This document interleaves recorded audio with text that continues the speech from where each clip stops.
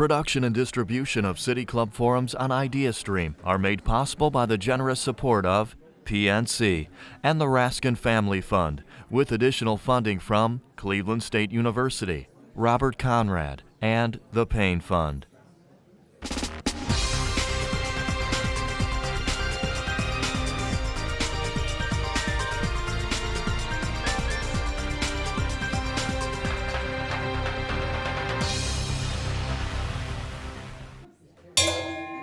Good afternoon and welcome to the City Club of Cleveland. My name is Paul Harris and I am immediate past president of the City Club's Board of Directors. I'm very pleased to introduce today's speaker, Ghaith al-Omari, Senior Fellow in the Irwin Levy Family Program in the U.S. Israel Strategic Relationship at the Washington Institute. Over the past several years, the City Club has hosted notable leaders, authors, and academics who have offered their perspectives on the Israeli-Palestinian conflict. While offering different views on the path to peace, all have agreed that the future of Palestinians and Israelis lies in a nonviolent resolution to the longstanding and deadly conflict. Today's speaker will add his perspectives and insights on the conflict and the path to peace. By way of brief biographical background, Mr. al-Omari is an attorney, having earned law degrees from Utah University in Jordan and Georgetown University Law Center in Washington, D.C. Before becoming involved in the peace process, he taught international law in Jordan and was active in human rights advocacy. Mr. al-Omari served as an advisor to the Palestinian negotiating team throughout the permanent status negotiations from 1999 to 2001. In that capacity, he participated in various negotiation rounds, including the Camp David and Taba summits. After the breakdown of the negotiations, he became the lead Palestinian drafter of the Geneva Initiative, an unofficial model peace agreement negotiated between leading Palestinian and Israeli public figures.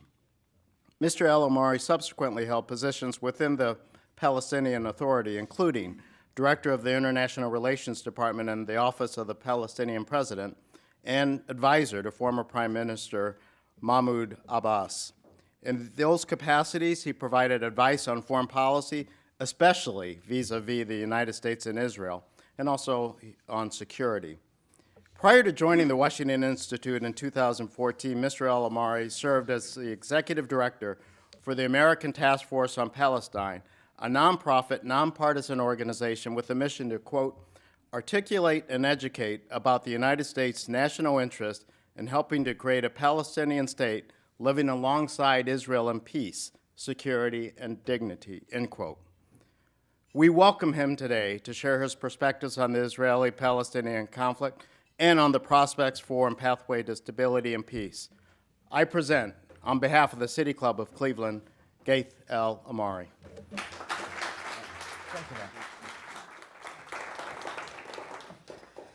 Thank you very much, Dan, Paul. I've always wanted to be announced by a gong, so now that's been fulfilled. And really thank you all for being here. You've had a very busy summer in Cleveland between basketball and the convention, so the fact that you have the energy to come here, I'm very grateful for that. Now I have to start with maybe an apology. If you have come here expecting to hear the recipe for the magic potion that will bring peace, you'll be disappointed.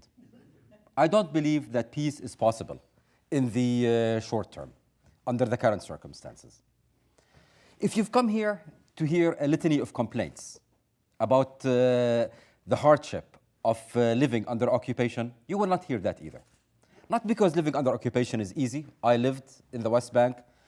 I know the difficulty, I know the humiliation, and I know the disempowerment of being governed by others.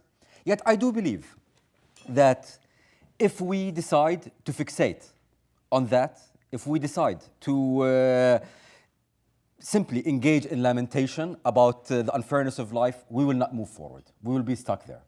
I am here to talk about giving the complexities of where things are, to talk about how we can move forward.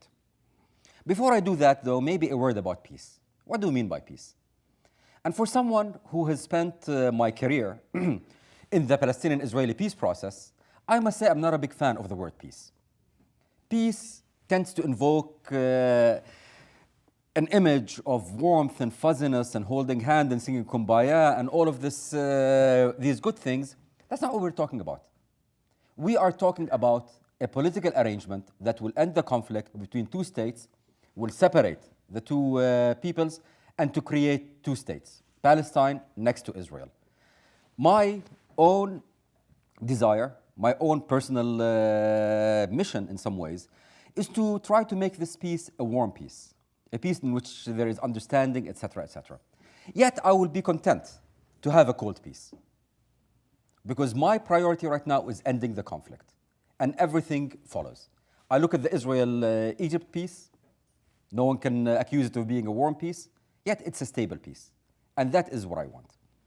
Peace, as I said, can only happen, in my view, through a two-state solution. And there's a very simple reason for that. And this reason goes back to the historic experience of Palestinians and Israelis, and Jews in general. If Jewish history has taught the Jewish people one thing, it has taught them that if they are not the masters of their own destiny, if they do not have a state of their own, they will be vulnerable. From the pogroms to culminating in, in the Inquisition and the pogroms and culminating in the Holocaust, the lesson was clear. There has to be a homeland for the Jewish people. And I don't believe that Israel, as a manifestation of this homeland, will ever accept not to be the homeland of the Jewish people. The Palestinians' experience, while much reduced in terms of time, and definitely nothing of the magnitude of the Holocaust, had parallels. When the Palestinians were living as guests among others, it never worked nicely for them. In Jordan in 1970, they were expelled. In Lebanon in 1982, they were expelled. Today, in the tragedy that is Syria, Syrians escape as refugees, foreign nationals go back to their countries. Palestinian refugees in Syria cannot leave Syria. They do not have a home of their own. The Palestinians need a homeland in which they decide their destiny. Sometimes people talk about the one-state, quote-unquote, solution. I don't see it as a solution. When you have two nationalisms that want to realize themselves through self-determination in their own state, put them together, what we end up with is perpetual conflict between these two groups, who's going to dominate the other. And therefore, for me, at least when I talk about peace, what I mean is a two-state solution, a separation of the two people, and each people have the right to self-determination in their own state. Now, why do I believe that peace is not possible? There are geostrategic reasons, and there are reasons that are specific to Palestinians and to Israelis. Geostrategically, if you look at the region right now, there are other priorities, more immediate, more pressing, and more existential to the various players. Look around the region. After the Iran deal, we have an Iran that is much more expansionist and much more interventionist. We see its not even fingerprints, it's very clear grasp in Iraq, Syria, Lebanon, Bahrain, Yemen, and elsewhere. This is a priority for Gulf states, for a state like Jordan, and for Israel. You look at the collapse of states. Syria does not exist as we know it, and I don't know if it will ever exist, go back to where it was. Iraq is a state only by name. Yemen is in war. There is collapse. ISIS, a threat to every country in the region. Faced with these priorities and these immediate priorities, the Palestinian issue is no longer a foreign policy priority for many of the players in the region, though it will be a mistake to underestimate the resonance that the issue has among Arab publics. It is not in the front pages right now, but it has not disappeared either. Another geostrategic reality that we have to contend with is the standing of the United States. The U.S. has always been considered by the various players as the guarantor of the regional, if you wish, geostrategic and security architecture in the region. Officials that I talk to from Arab countries and from Israel are no longer confident that this is the case. There is bafflement and there is a sense of abandonment. Whether correct or not, it doesn't matter. Impressions are reality in politics, and there is an impression that the US is not leading there anymore, and therefore there will be less of an appetite to engage in a US-led process, and I do believe that peace can only happen if it's led by the United States. So these geostrategic considerations lead me to believe that diplomacy right now is not really an option, at least diplomacy as we know it. If you zoom in a little bit and if you look at the domestic scene in Palestine and Israel, it's not particularly conducive either. I will not speak much about Israel. I'm not an Israeli, and I believe that it is best for Israelis to express their own country. I would say one fact, though. In the current Israeli government, in the cabinet of around 20 ministers, only 4 actually support a two-state solution. 7 are undeclared, and the rest are against.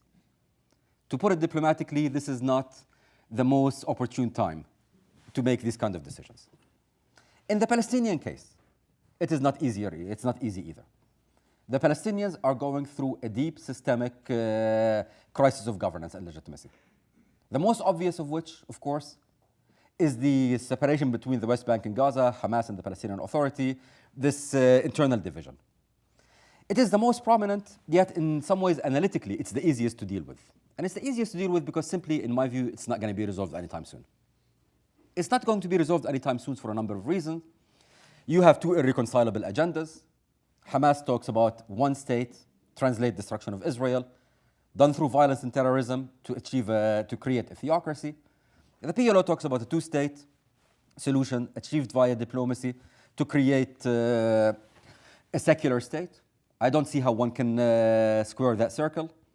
And more practically than that, the existence of militias, particularly the Hamas militia, which are not under the control of the military, of the political echelon, makes any political arrangement unstable. In my view and my experience, guns and politics do not mix nicely. If you look at Lebanon, Hezbollah vowed for years that it will never turn its gun against its Lebanese brethren. It was in the cabinet, there was a cabinet crisis, and guess what? Hezbollah marches on Beirut and changes the political reality. Unless the issue of militias is resolved, I don't see unity happening. Nor should it happen, in my view, unless Hamas accepts the international conditions for joining the Club of Nations, renouncing violence and terrorism, accepting a two-state solution, and accepting signed agreements. So that I put aside. I look at the Palestinian Authority itself, and it is going through a crisis as well. President Abbas, the president of the PA, is, I think, in the 11th year of a 4-year term. Parliament is in the 10th year of a 4-year term. Clearly no democratic legitimacy for either movements.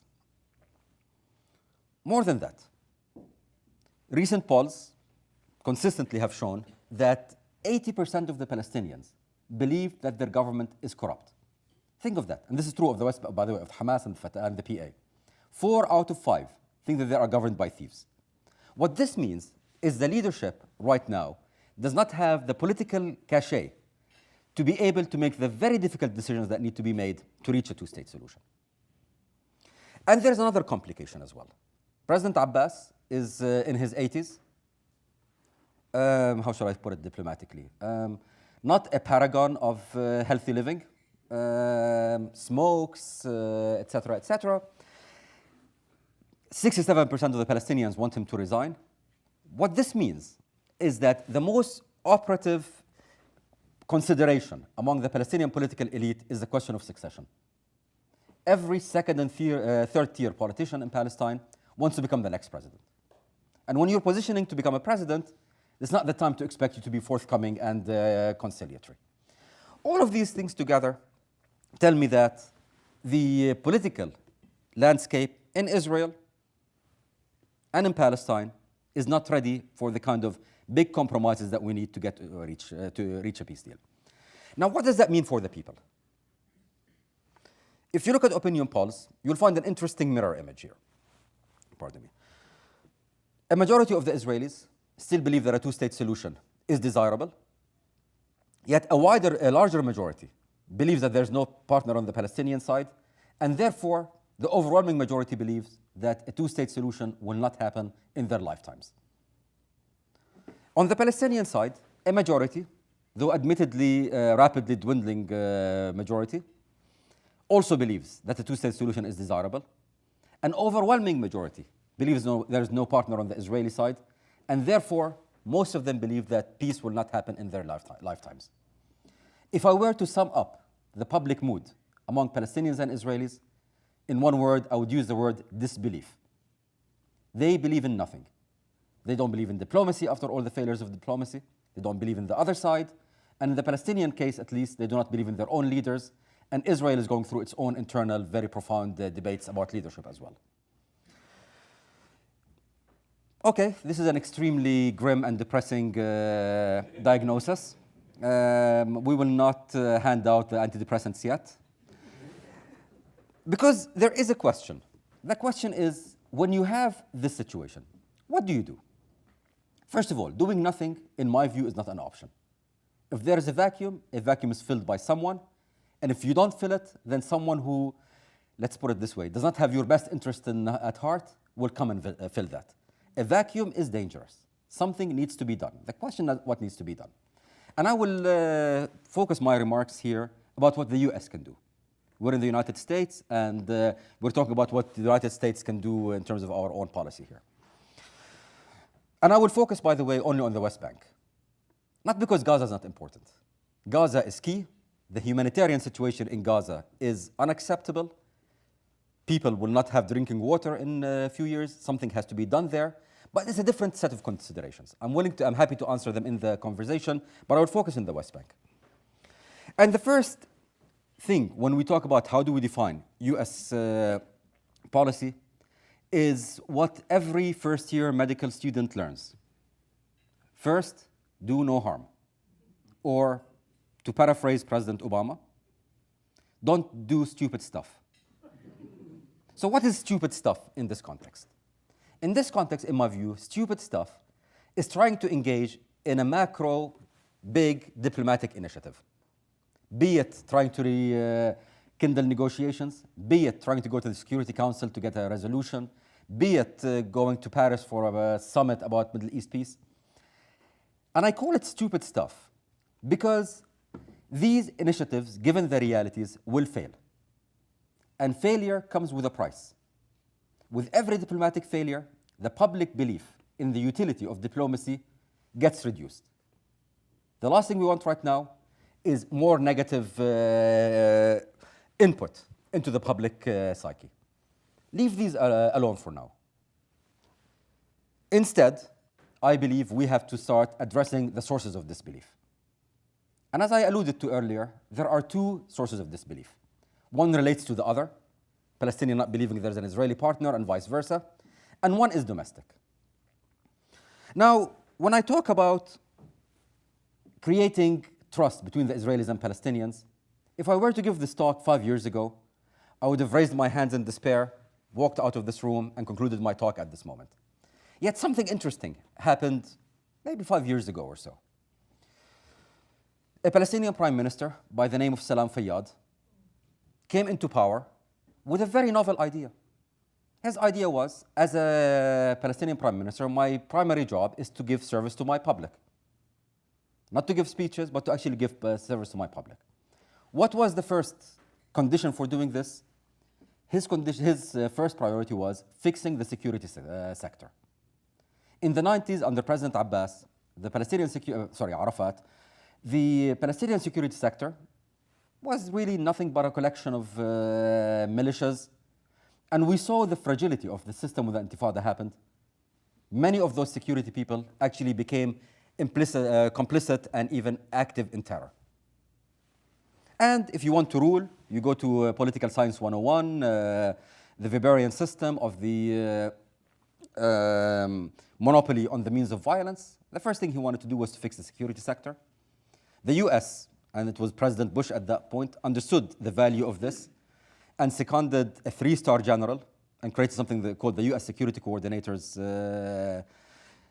mission. And by the way, these are, in my view, the unsung heroes of this. From the founder of that mission, General Keith Dayton, to the current leader of that mission, General Fred Rudesheim. These are the people who were working behind the scenes to rebuild the Palestinian security forces in a rational way. The Jordanians were very helpful in that. The Israelis were very skeptical at the beginning. These are the guys who were shooting at them in the Intifada. But slowly, as they started seeing that there is a professional Palestinian security sector developing, the Israeli military and later on counter-terrorism agencies started actually, maybe counterintuitively, becoming the strongest advocate for Palestinian interest in the Israeli establishment. It is no coincidence that in the spate of violence that we saw over the last year of stabbings and vehicular attacks and whatnot, there was no widespread operations against the Palestinians in the West Bank. Palestinians were continued to be allowed to work in Israel. More than that, actually, the Palestinian Authority was allowed wider jurisdiction within the PA, within the West Bank. It is because the Israelis believed that they had a reliable partner on the Palestinian side. This security cooperation, in my view, is the foundation of how we can begin slowly restoring trust. People, in my experience, respond to changes that impact their lives directly. If we start, because the security situation allows it, to give the Palestinians more breathing space in the West Bank, more economic opportunities, more opportunities to build outside the very small, restricted, congested urban areas. These will give the Palestinians some hope. Now, these kinds of steps clearly will not resolve the conflict, will not resolve the issues of refugees, Jerusalem, borders, etc., etc. These can only be resolved via negotiations. Yet these small steps could start reversing the narrative. If I see the Israelis doing more positive things on the ground, I can go to my own public, to the Palestinians, and say, look, the Israelis are willing to move if we do certain things. And an Israeli can go to his or her public and say, look, what's happening now proves that we have reliable partners on the Palestinian side. This is what I would focus on if I was drawing a policy right now. Strengthen the security cooperation and extend it to other sectors that directly touch people's lives. So that's on the bilateral. On the domestic, I would say that the main issue right now is the issue of reform. Now, I know that state building and institution building is a four-letter word after our bad experience in Iraq. Yet the experience under Prime Minister Fayyad during the Bush administration showed that with American focus and prioritization of the issue of reform, reformers emerge. President Fayyad was, Prime Minister Fayyad was not appointed by the United States. The US simply focused on the issue of reform, built a coalition of Europeans and Arabs who taught us, I was a Palestinian official at that point, who made it very clear to us that they do insist on reform and there will be repercussions for not engaging in reform. When reform becomes a priority, reformers do emerge. So this, in my view, has to become a priority because the Palestinians have to regain their faith in their own governments in order for these leaders to be able to make the necessary decisions. Now, these are all very nice, I think, very valid, clearly genius ideas about how to move forward. And it will help us all, those of us who will become the next president, secretary of state, and peace envoy. I suspect most of us will not become that. So the question becomes, what do? We in our own private lives, in our own immediate environments. And here I will take away my analyst hat and the area that I'm expert on, and I'll talk about the area that I'm passionate about. Now, we were talking actually before coming here about how my generation, many of you in this room I see of the same generation, we clearly remember the bad days of the 70s and 80s. We remember the despair, but we always also remember the good days. I recall, and I still get goosebumps when I remember the handshake in the South Lawn between President Arafat and Prime Minister Rabin. I still am full of pride when I think of that moment in the Arava and Wadi Arava, the Jordan-Israel peace treaty.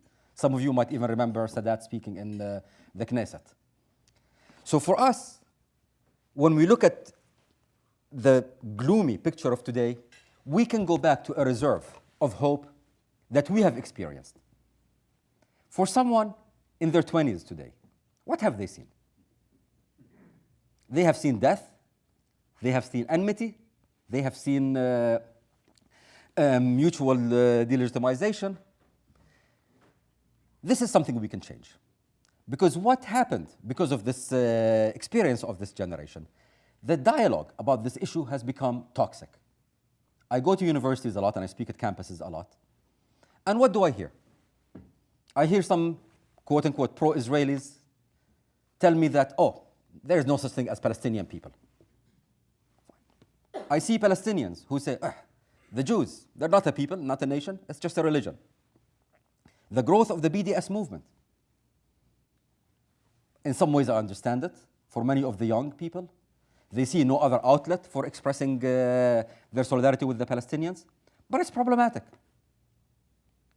As someone who believes in dialogue, not in boycotts, I see it problematic. But put aside my personal preferences. A movement, I can understand a policy logic behind saying we're going to target, say, the occupation, settlements, as the Europeans have done. I might not agree with it, but I see the logic behind it. I do not see a logic of people saying we're going to boycott Israel. You believe in a two-state solution. One of these two states is called Israel, and boycotting it is not particularly good way of bringing it on board. The BDS movement does not say, is it for a two-state solution or a one-state continuation of the conflict? This is a pretty central question. And until we answer it, it's very hard to engage a movement that does not have clarity in that. And sadly, I would say, whether in the BDS and other ostensibly pro-Palestinian movements, there is a residue of anti-Semitism.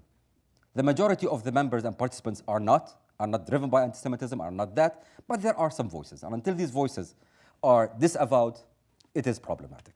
Instead, I do believe it is important for all of us to model the possibility of dialogue, to show that on this issue, we can talk. We disagree. If I'm, Arab and a Jew, we will disagree on a lot. But if we don't work through it, we're still going to be stuck in the disagreement. If it's simply a question of a debate, of scoring points, that might feel nice. You go home at the end of the day and feel good about yourself and tell your spouse what a tough person you were and all of that. But ask yourself a question. What has that done to the Palestinians and to the Israelis? These are people who have to live with the conflict. With every day, the conflict continues. Someone loses their life, their livelihood, their dignity. And I think we need to all ask ourselves, when it comes to our activism, are we trying to end this or are we perpetuating it? If we hear a friend, a family member, engage in the delegitimization of the other, if you're a Jew and you hear a friend saying there's no such thing as Palestinian people, it's good to challenge it. If you're a Palestinian and says that the Jews have no right to self-determination, it's good to challenge it. Because if we allow that voice, if we, the moderates, allow that voice to start defining the mainstream, if we, the moderates, do what we do best, which is, we want to get along, we don't scream about it. If we do that and leave the ground for the shrill voices, the extreme voices, to define the debate, then these are the voices that will end up defining the debate, and they will repel any goodwill. And I've seen this in campuses, good students, boys and girls, young men and women, who basically give up on this because it's too toxic. It is a shame. It's a shame for such a worthy cause, and it's a shame for the Palestinians and Israelis who have to live with the consequences. Thank you very much, and I'm looking forward to the conversation.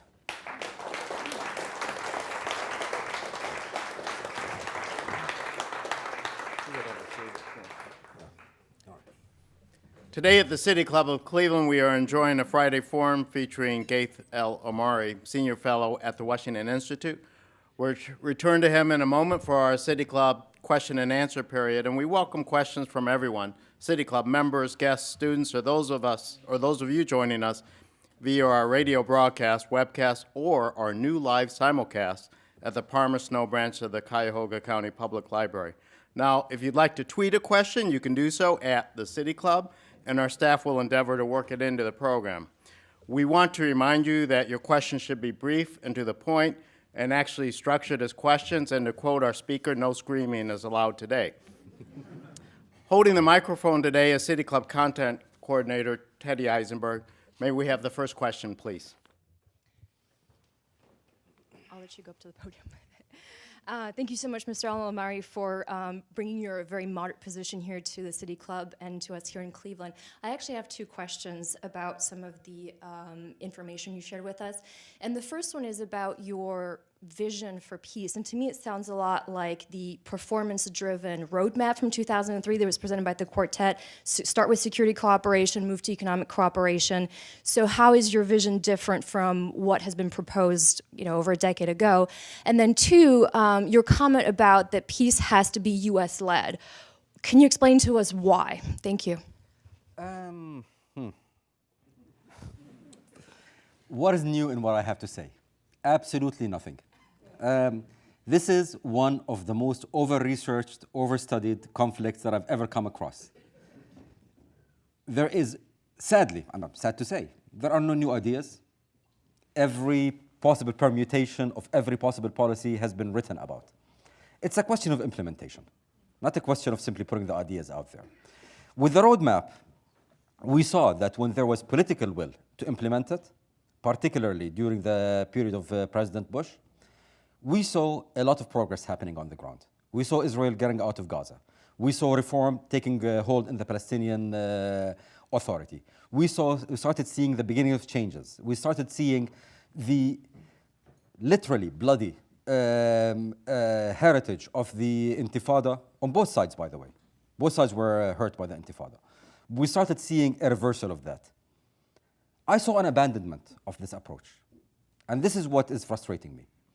We jumped straight from the infant steps that were being taken, the fragile steps that were being taken, into immediately going to high diplomacy. No one can throw any doubt about Secretary Kerry's commitment and goodwill. Yet I believe focusing on a peace deal that was not going to happen because the reality was not there was the problem. And therefore, in my view, we have to go back to some of these steps. Now, these are not sufficient, and these are only sustainable for a while. At some point, you have to build the political horizon and the political context. All I'm saying is we're not there yet, and when we get to that point, as a superpower, I would say that we have the ability to, what do they say, walk and chew gum at the same time. It's possible for us to do both of these. And we need a two-pronged strategy on this one, which I guess is a good segue into why the United States. Okay, many of my European friends will be unhappy with me now. But look, it is almost a typical pastime when you meet with a European diplomat to hear a lot of criticism of the US. Not doing enough, doing too much, doing it wrong, doing it whatever, blah, blah, blah, monopolizing, etc., etc. All nice and well. I've been through enough presidential cycles here to notice a pattern. When I meet with the same European diplomatic friends in this time, there is almost a palpable sense of anxiety. Oh my God, the US is not leading. The US is not, what can we do? To talk is easy, to play the game is difficult. The French right now are trying to lead an initiative. It started with the Foreign Minister Fabius, who was so expansive. Today, when I talk to French officials, they're really trying to play down. Why? Because making peace is not easy. It requires a lot of investment. And I would argue the kind of investment that only the US can do by virtue of us being a superpower here. Some of the investment is financial, no doubt. But the main investment is our ability to mobilize military and security assets, our ability to mobilize coalitions, to get other countries to play ball. And if there was one criticism I would have of President Bush's Palestinian politics or policy, I have other issues with his other foreign policy, but on this one, is that they mistook leadership with monopolization.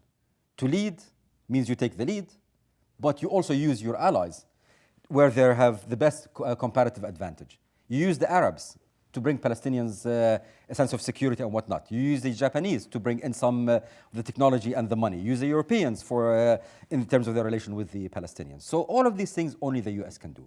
But there's also an intangible. In addition to these tangibles, there's an intangible. U.S. Israel relations is very strong. U.S. Israel relations is, to quote President Obama, ironclad, and I think he means it when he says it. And this is important. It is important because peace, and here, excuse me for this maybe slightly inappropriate metaphor, going to peace is like deciding, or the current situation between Palestinians and Israelis is very much like almost an abusive marriage. The two sides know how to hurt one another. Their head tells them that they need to leave. But when you're in a long abusive relationship, be it personal or national, the abnormal becomes the normal. You develop mechanisms for dealing with that. And the normality and leaving that becomes the unknown. It's scary. And sometimes to get out of an abusive relationship, you need a friend that you trust to hold your hand and say, jump and I have your back. And as a nation, when Israel needs to make very difficult decisions, it needs a country that it trusts, and that is only the US to play that role. The Palestinians need their own, and it will be from the Arabs. And the US-Israel relations, important as it is, and I think it's one that should be maintained, should not exclude the development of a parallel Palestinian-American relation, not based on undermining the Israel-U.S. relation, but based on building a parallel set of relations. So all of this, to me, boils down to one point. Only the U.S. can do it if we lead and if we lead smartly. Thank you. Given the increased security situation and cooperation, which seems for the moment to be holding, is it possible for a framework to be developed where a state, a Palestinian state, would be declared in the West Bank and Gaza could be brought along at an appropriate time? No. Of that for a short answer. No. No, for a reason. I mean, look, here we have to look at maybe the Palestinian narrative and allow me to kind of go back a bit in history. In 1988, when the PLO accepted UN Security Resolution 242, which implicitly meant recognizing Israel, which became a former reality back after the Oslo agreements, in the Palestinian psyche, this was the historic compromise. This was the moment where the Palestinian National Movement said, we will no longer demand a Palestinian state in historic Palestine, but we will content ourselves with the West Bank, Gaza, and East Jerusalem. And that became the norm and the basic principle, organizing Palestinian, if you wish, political identity. No Palestinian leader right now can establish a state that does not include West Bank, Gaza Strip, and East Jerusalem. They will not politically survive. Hamas has been trying to establish something akin to a state in Gaza. They cannot take that move because they know if they take that move, this is their political death. And therefore, the idea of establishing a state in the West Bank alone, or a peace deal on the West Bank alone, is insufficient. Yet, or not only insufficient, is undoable in my view. Yet something else is doable. You reach a peace deal about the West Bank and Gaza, you sign that map, and then you start implementing where you can. You start implementing in the West Bank, you start implementing in these areas. This will be profound. This will be profound because it will put Hamas in a very difficult defensive situation. What do they say to their public? No, we don't want this. No, we don't want liberation. No, we don't want the end of conflict. No, we don't want a Palestinian state. They will be on the defensive. They will not disappear overnight. And indeed, when you have competing narratives, the other narrative, even the defeated one, does not disappear. My wife's from North Carolina, and I know that the Civil War is still alive and well there. So yet, when you have one paradigm validated, the other will ultimately follow. So I believe this is the way to move forward. Start working in the West Bank. Do not ignore Gaza. Again, Gaza is not a political football. There are people, real people. And these are not all Hamas, most of them are not Hamas, really. These are just your average civilians. It's shameful what they're going through, so you cannot ignore it. But in political terms, you start in the West Bank, you start implementing where you can implement, and that creates a new dynamic, and that puts organizations like Hamas and its backers in Turkey, Qatar, Iran on the defensive. Hi, I have a question regarding corruption. Sure. If America becomes involved, like you stated, does the corruption within the Palestinian government present a roadblock to stability, and what do you propose as a solution for that? I actually think corruption, not only in the West Bank and the PA, corruption in governments is one of the major vulnerabilities that a government has. I look at the Arab Spring and the downfall of the Mubarak and Ben Ali regimes in Tunisia and Egypt. Much of that is because, as an average person, you feel that your life is hard, yet you see your leaders in their, top of the line Mercedes is going and whatever. It creates a basic, it breaks in a fundamental way the social contract between citizen and state. So to me, corruption is not a small matter. It's a matter that goes to the very relation between citizen and state. These are key. Corruption will be a roadblock, as you, I think, put it. Yet you can deal with it. And I think, again, one of the reasons that make me capable of standing here and speak with great conviction about the need of reform is the fact that it was done. During the time of Prime Minister Fayyad, it was done. Corruption was reduced. Transparency has gotten to levels, it's easy to become better than any other Arab country. The bar is not that high. But it became comparable to OECD countries' level of transparency. Can you ever completely end corruption? Of course not. Yet you can end systematic corruption. You can do it, but what happens in these cases? And the case of that gentleman, Salam Fayyad, is a case in point. When you start trying to dismantle corruption, you will be hitting some very deep, powerful vested interests that will do everything in their power to undermine you. In the beginning, you are vulnerable. This kind of a process needs political protection. And this is exactly, I think, what the US under President Bush did. When there was corruption, I was an official then. I did not only get a phone call from the State Department or the National Security Council, I got a phone call from Brussels. I got a phone call from Jeddah, Saudi Arabia, for heaven's sake, calling us out on this corruption. This sent a very clear signal. You cannot mess with it. So I think this is what we can do. We put it as a priority. We allow Palestinians to emerge who will do that. And when they do that, we continue to provide them with the political context until this kind of project takes hold. Thank you. Good afternoon, Mr. al-Omari. Assalamu alaikum. Wa alaikum Shalom, everyone. My name is George Kusa from Margaret Wang & Associate Law Firm, Public Relations. As a native of Syria myself, I had the first-hand experience, actually, to be in Golden Heights one time, working for peace. I was the official liaison with the peacekeeping forces called ENDOF. I'm sure you dealt with them. Of course. At that time, it was 1984, 83, 84. I was much younger. And I was still pessimistic about the peace process, discussing that with the UN officials, with the Syrian officials, with other. Tried to hopefully deal also or talk to my counterpart, Israeli liaison officer, but I couldn't, as you know, the conflict and the diplomatic relations and things. So now, after 30 years, I still see a pessimistic, or I say a pessimistic view of that. Unfortunately, I'm trying to be optimistic, but I can't. Even my American now friends, I would say, family, people here, still see the same view. Some of them say there is not going to be any peace in the Middle East between the Palestinians and the Israelis, and also the Syrians, as you know, the equation. Very complicated between Syria, Jordan, Lebanon especially, the intervention of Hezbollah, and of course, the negative role played by Iran and Hezbollah. Every time there is some kind of peace, we see a big conflict, including war, that blocks that kind of peace we're talking about. So again now, in light of what's happening in the Middle East, especially in Syria, starting with the Arab Spring in Tunisia and now in Syria, a very complicated situation. Do you think the Arab Spring delayed, postponed? Because there were even talks before the Arab Spring and during, but now I see it myself as being delayed, put on the back burner, and really impacting the peace process between the Palestinians in the first place and the Israelis, and also the bigger equation of Syria, Egypt, Jordan, Lebanon, and Israel. So do you see that same maybe view, or do you think it did impact the whole equation, again, of the Palestinian-Israeli conflict and the Palestinian state?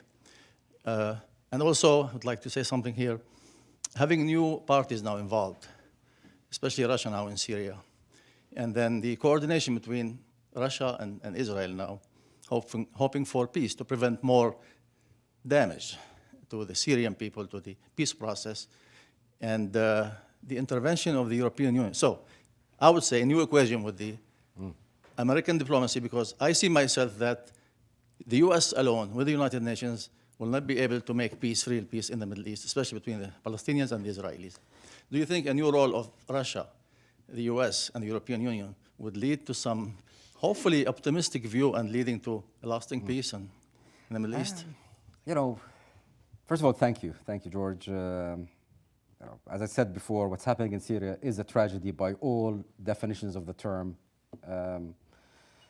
I can't imagine what's happening there. It's really heartbreaking. Now, you've actually given me, before I answer your question, I want to touch on the two tangents that you touched on. Yes, I mean, first of all, you did betray your own age when you said when you were doing that, so I will refer to that. We tend to think right now that there is no progress that happened. In reality, those of us who've been involved see tremendous progress. Some of you might be surprised to know that, you know, the progressive, democratic, left-leaning President Clinton never said the word Palestinian state throughout his term as president. Never said the word two-state solution. You remember when we, as Arab citizens, could not say the word Israel, the Zionist entity, we used to call it, if you remember that. I remember a time where an Israeli would meet a PLO official, he or she would go to jail in Israel. Today, U.S. Two-state solution is U.S. official policy. Prime Minister Sharon, no one can accuse him of being a dove on these issues, was the first Israeli prime minister to actually accept a two-state solution. And therefore, these are significant changes. Hard to miss when people are dying every day, but for those of us in the business of diplomacy, these are paradigmatic shifts in that way. So I would actually argue that no, progress has been made. Clearly, we're not there yet, but progress has been made. Has the Arab Spring moved things forward or backwards? Clearly, it has put everything on hold. Yet, I cannot blame the Arab Spring. It's like blaming tides or blaming the phases of the moon. It was bound to happen. The Arab Spring was a result of the failure of the state system, the result of leaderships that never instilled a sense of citizenship among their people and built state structures that served their interest, not the national interest. They were inevitable. It was not 2011, it would have happened 2016. So to me, this was part of the regional bit. But to your question, is the involvement of other players positive or negative? Part of it I already alluded to. I think when you have the involvement of US allies, European Union, and the Arabs, I will get to the Arabs in a minute, that is a positive thing. Because a smart leader would lead by delegating. There are things the Europeans can do that we cannot do. That's simple. There are things the Arabs can do that we cannot do. So to me, that's positive. Russia is a different story. Russia's role right now in Syria, and I'm no expert on this matter, but my view is they are asserting their strength and presence and in a direct opposition to American interests. The Russians will not play ball on any of these things. The Russians at this moment will not allow any diplomatic achievement that will be attributed to this country. Look at the Geneva talks about Syria. I don't expect them to be a constructive player in this game. And therefore, before we can, as the US, play an important role, we have to reassert our leadership and our primacy in that region. And that will have to include confronting Russia. Now, when I say confronting, I'm not talking about fighting. I'm not talking necessarily about military. I'm not talking about military in any way. Last thing you want to do is have a military incident. Yet one can assert oneself in different ways, whether by proxy or directly. But I think until that one is sorted, the possibility of diplomacy in that case is difficult. One interesting, I wouldn't yet call it fully positive because it is it's not full-fledged yet, byproduct of the, not really Arab Spring, but more of the Iran deal. And the Iran deal, which in my view, by the way, I'm no expert, but it seems to me that it did succeed in delaying the Iranian nuclear program, yet it did also succeeded in whetting the Iranian appetite towards a more interventionist role in the region. Iran is seen as a threat by Israel and by the Gulf countries, the GCC countries, as well as countries like specifically Jordan, and of course, you mentioned Lebanon. This has created a very interesting dynamic whereby there is right now intensive security cooperation between Israel and some Gulf Arab states, which is a good thing, a thing that we can build upon. It's not something that I would actually read too much into. It is only security and military at the moment, and I don't think it can move forward without progress on the Palestinian issue, but it's a foundation. If we have US leadership that can take that foundation and see how we can start developing it, see how we take the Arab Peace Initiative, which talked about giving Israel security guarantees, and operationalize what security guarantees actually means through a process of back-to-back diplomacy. I think these are all opportunities that we can build upon. But by and large, the Arab Spring, to answer your question again, was an inevitable and deep and defining process that takes precedent at the moment over any diplomatic issue, or until some of these issues are resolved, it's very hard to see diplomacy in any major way happening in the Middle East. I'm curious, how does ISIS fit in as a wild card in these negotiations when you have a dedicated army that doesn't care how many it kills, who it kills, and where it kills? How do you control something like that to bring that to the peace process? You don't control it, you destroy it. You can't bomb something into oblivion. No. We've tried that. It doesn't work. I mean, you've tried it in Vietnam. You've tried it in China. It doesn't work.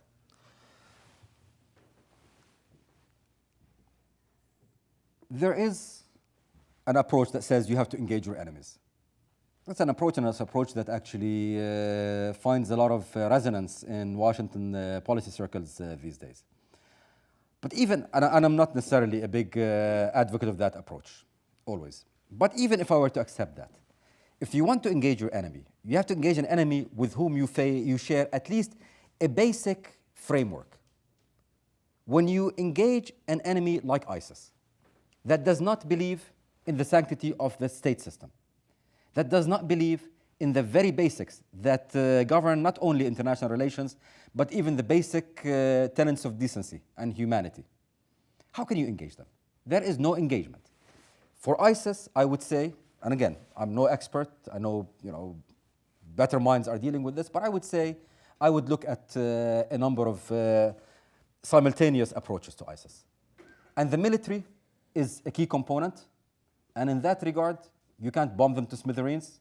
Actually, there has to be a component of both conventional on the ground, but also, more importantly, and as things develop, traditional counterinsurgency and counterterrorism kinds of approaches. These are important and essential and cannot be underestimated or underemphasized, but they are not sufficient, because ISIS is also a product of an idea. It is interesting that we had Al-Qaeda, then it became Al-Qaeda in the peninsula, in Mesopotamia, and then that morphed into ISIS. There is a thread, not only an organizational thread, but an intellectual or an ideological thread, and that's a thread that has to be countered. And that's a thread that I believe the US cannot counter. It's a thread that is up to the Arabs and the Muslims to counter. It is time for us, and I consider myself a Muslim, to start going through our own, reaffirmation? What's the, basically restudying and recasting Islam. What is the relation between Islam and state? What is the relation with violence? How do we look at Islam as a faith, but how do we also control what parts of the faith become operable political tenets? Things that Christianity and Judaism and all other religions had to go through in different periods. Without that, I believe it is very difficult to completely get rid of the Al-Qaeda ideology. Luckily, in my view, there is enough in Islamic tradition and Islamic theology and jurisprudence to enable this kind of a conversation. If you look at the Islam that developed in urban areas like Baghdad, Damascus, Aleppo, Cairo, Alexandria, and others, in the earlier to, I would say, the third quarter of the 20th century, it was an Islam that had no place for for something like ISIS. Reviving some of these, having this kind of conversation is key. What we can do in the United States is to push our allies, particularly Saudi Arabia and some of these countries, to start their own campaign to deal with that and to push them on it and to call them when they don't do something like this. So to me, it's a combination of military, it's a combination of ideological, certainly a combination of state building. Interesting, ISIS can only exist in failed states. They've been trying forever to have a foothold in Jordan, where they do have some sympathy, yet cannot have a foothold because Jordan is a strong, effective central government. All of these are components for dealing with ISIS. All I would say is it's not a 3-month campaign. It will take time.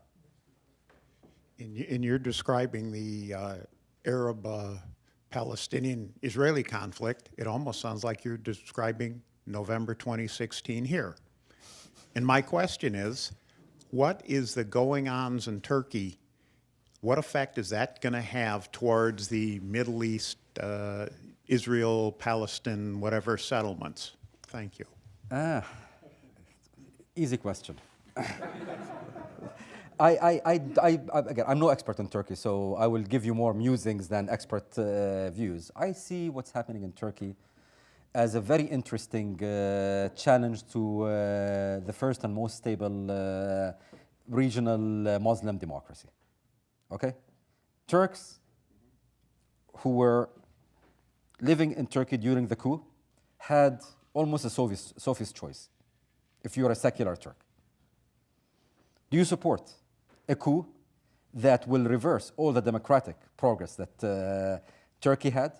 Or do you support a president who is trying gradually and systematically to undermine the same democracy? It was a difficult choice, but I think Turks made the right choice. Turks are very proud of their democracy, and I think the show that they had in taken to the streets, and it was not only Erdogan supporters, these were many of Erdogan's opponents, to me is a testament to how deeply rooted democracy has become in that country. We'll see where it goes. What Erdogan is doing ever since has not been comforting. When you fire all of the academic staff in all universities and arrest around 35,000 people, it's hard to say that this is a typical justifiable post-coup reaction. How far that goes, what we can leverage, what he's doing, etc., I don't know. Turkey, though, if you look at it diplomatically, I think at some point before the coup, Erdogan realized that he went too far. From what they started in, if you remember, 2010, something like that, the Turkish policy by former Prime Minister Ahmet Davutoglu of zero enemies in the region, in the neighborhood, if you remember that policy, by the end of last year became zero friends in the region. Shot down a Russian airplane, fight with Syria, etc., etc. They're doing a correction. The correction we're seeing, they're repatching with Russia. They fixed the relation with Israel, etc., etc. So these are all, in my view, positive. Yet, and I will conclude with this, they're trying to have it both ways. If you look at their rapprochement with Israel, they want to have a good relation with Israel, but to continue to support Hamas. They have to choose. And if we don't force them to choose, they will not choose. So I think this becomes a challenge. How do you welcome Turkey back to the mainstream without giving it the benefit of its bad behavior?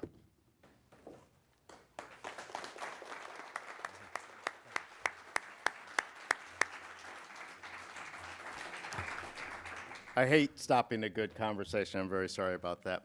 Today at the City Club of Cleveland, we have been enjoying a Friday forum with Ghaith al-Omari, Senior Fellow at the Washington Institute. Community partners for today's forum are the Cleveland Council on World Affairs and the Jewish Community Federation of Cleveland. We thank you very much for your support and your partnership with the City Club. And that brings us to the end of today's program. Thank you very much, Mr. al-Omari. Thank you, ladies and gentlemen. This forum is now adjourned. For information on upcoming speakers or for podcasts of the City Club, go to cityclub.org.